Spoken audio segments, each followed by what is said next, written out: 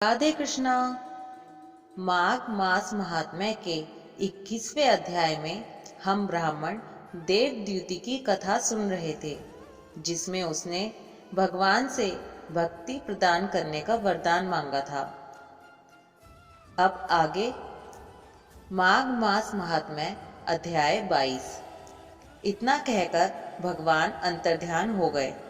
तब वेदनिधि कहने लगे, हे महर्षि, जैसे गंगा जी में स्नान करने से मनुष्य पवित्र हो जाता है, वैसे ही भगवान की इस कथा को सुनकर मैं पवित्र हो गया। कृपा करके उस स्त्रोत को कहिए जिससे उस ब्राह्मण ने भगवान को प्रसन्न किया। लोमश जी कहते हैं कि उस स्त्रोत को पहले गरुड़ जी ने पढ़ा, उनसे मैंने सुना। हे विप्र, यह स्तोत्र अध्यात्म विद्या का सार, पापों का नाश करने वाला है। वासुदेव, सर्वव्यापी, चक्रधारी, सज्जनों के प्रिय जगत के स्वामी श्री कृष्ण को नमस्कार है। जब स्तुति करने वाला जिसकी स्तुति की जाए तथा सभी जगत विष्णुमय है, तो किसकी स्तुति की जाए? जिस भगवान के श्वास वेद हैं, फिर कौन सी स्तुति उनकी प्रसन्नता के लिए की जा सकती है? जिसको वेद नहीं जान सकते, ना वाणी ना मन जान सकता है, उसकी स्तुति में अज्ञानी क्या कर सकता है? सारा चर अचर संसार जिसकी माया से चक्र की तरह घूम रहा है, इसी से हे प्रभु आप चक्रधारी कहलाते हो। ब्रह्मा विष्णु आप ही हो। सारे संसार को उत्पन्न करने वाले ब्रह्मा को भी आप उत्पन्न करने वाले हो। जब जीव शरीर को धारण करता है, तब उसमें ज्ञान उत्पन्न होता है। तुम सब सुखों के दाता हो, इसमें कोई संदेह नहीं है। आपसे संपूर्ण सुखों को देने वाली बुद्धि उत्पन्न होती है। आप ही 5 कर्मेंद्रिय, 5 महाभूत तथा मन के विविध भाव हो। ब्रह्मा विष्णु रुद्र की कल्पना से आप संसार की कल्पना इसी प्रकार करते हो जैसे पिता पुत्री की। कवियों ने जो रूप शोभा देता है, उस निर्गुण विष्णु भगवान को मैं नमस्कार करता हूँ। जिसमें ज्ञान रखने से श्रुतियों में कहे हुए कर्मों को लोग करते हैं, उस परम ब्रह्म को मैं नमस्कार करता हूँ। मैं उस सतरूप हरि को, जिसको योगी लोग सब प्राणियों में आत्म रूप में देखते हैं, उपासना करते हैं, जिसको अद्वैत कहते हुए गाते हैं और यज्ञ करते हैं, उस माधव भगवान को मैं नमस्कार करता हूँ। मनुष्यों को माया तथा मोह में पैदा हुए विचित्र आभास, अहंकार तथा ममता को जानकर खो देते हैं, उन भगवान को मैं नमस्कार करता हूँ।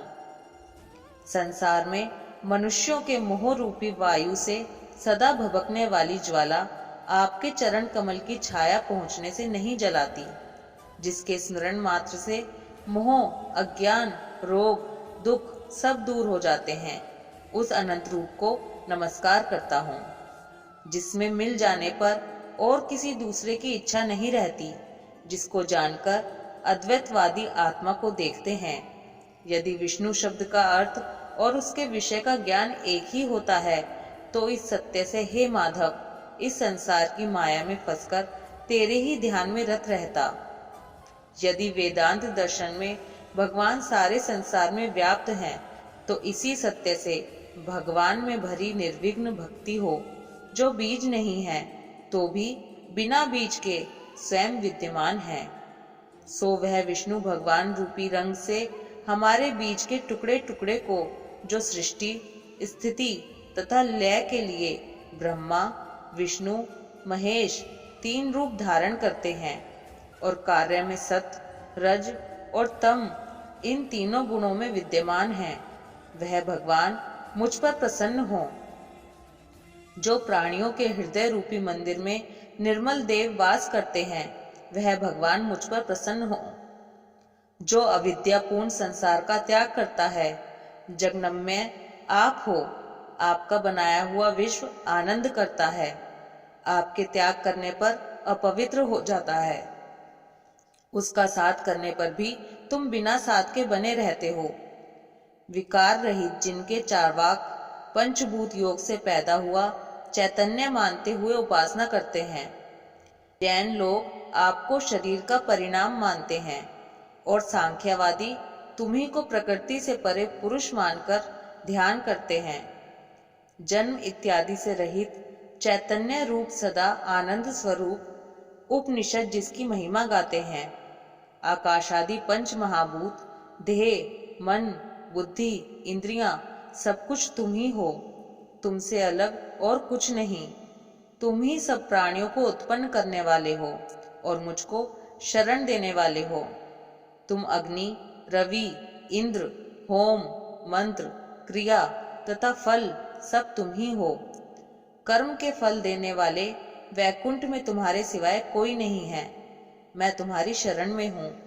सब प्राणियों के हेतु तथा उनको शरण देने वाले तुम ही हो। जैसे युवा पुरुष युवती में और युवती की युवा में प्रीति होती है, वैसी मेरी प्रीति तुम में है। जो पापी भी आपको प्रणाम करता है, उसको यमदूत ऐसे नहीं देखते हैं जैसे उल्लू सूर्य को। प्रत्येक पाप मनुष्य को उस समय तक ही सुख देते हैं जब तक वह आपके चरण कमलों का सहारा नहीं लेता। जिसको गुण, जाति तथा धर्म को स्पर्श नहीं कर सकते तथा गतियां भी स्पर्श नहीं करती, जो इंद्रियों के वशीभूत नहीं हैं, जिनका बड़े बड़े मुनि लोग साक्षात नहीं कर सकते, उस भगवान को मैं नमस्कार करता हूँ। जितने ज्ञान रूपी सुंदर गुण हैं, जिन्होंने सुख स्वरूप मोक्ष रूपी लक्ष्मी का आलिंगन किया, जिन्होंने आत्म स्वरूप सुख भोगा है और जिन्होंने ध्यान रूप से मृत्यु को वश में कर लिया है, ऐसे मुनियों से सेवित भगवान को नमस्कार है। जो जन्मादि से अलग हैं, जिनको काम, क्रोध आदि दोष दुख नहीं देते, उन वासुदेव भगवान को मैं नमस्कार करता हूँ। जिनके ज्ञान की गति से अविद्या रूपी मल शुद्ध हो जाता है, जिनके ज्ञान रूपी शस्त्र से संसार रूपी शत्रु का नाश हो जाता है, उन दुखों के नाश करने वाले को मैं नमस्कार करता हूँ। जिस प्रकार सब स्थावर जंगम संसार को उत्पन्न करते हैं, इसी सत्य से भगवान मुझको दर्शन दें। इस प्रकार उसकी सच्ची भक्ति देखकर भगवान ने प्रसन्न होकर उस ब्राह्मण को दर्शन दिए और ब्राह्मण की स्तुति से प्रसन्न होकर तथा उसको वरदान देकर भगवान अंतर्ध्यान हो गए और वह ब्राह्मण कृतकृत्य होकर भगवान में लीन हो गया और शिष्यों के साथ इस स्तोत्र को पढ़ता हुआ तपोवन में रहने लगा। जो कोई स्तोत्र को पढ़ता या सुनता है, उसकी बुद्धि पाप में नहीं लगती और ना ही बुरा फल देखता है। इसके कीर्तन से मनुष्यों की बुद्धि, मन तथा इंद्रियां स्वस्थ होती हैं। जो भक्ति पूर्वक इसके अर्थ को विचार कर इसका जप करता है, वह वैष्णव पद को प्राप्त होता है। इसके सदैव पढ़ने से मनवांचित कार्य सिद्ध हो जाते हैं। मनुष्य सुपुत्र पाता है तथा धन, पराक्रम और चिरायु प्राप्त करता है। इसके पाठ से बुद्धि, धन, यश, कीर्ति, ज्ञान तथा धर्म बढ़ते हैं। दुष्ट ग्रहों की शांति होती है। यह व्याधियों व अनिष्टों को दूर करता है, दुर्गति से तारता है।